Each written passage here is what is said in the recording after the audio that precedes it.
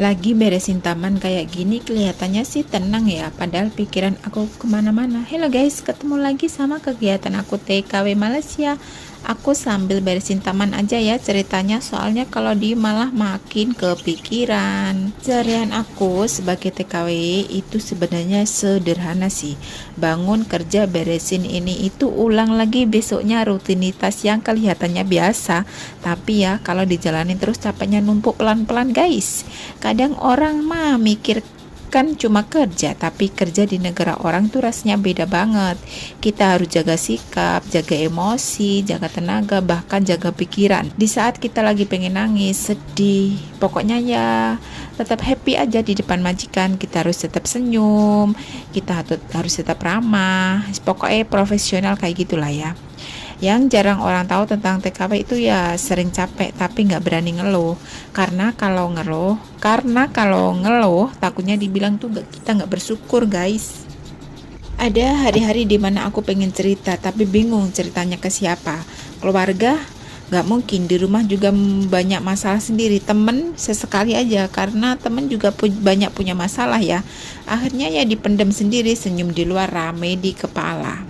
Sebenarnya sih banyak banget ketakutan yang kita simpan. Takut gak kuat sampai kontrak selesai, takut sakit tapi harus tetap kerja, takut pulang nanti malah ngerasa asing.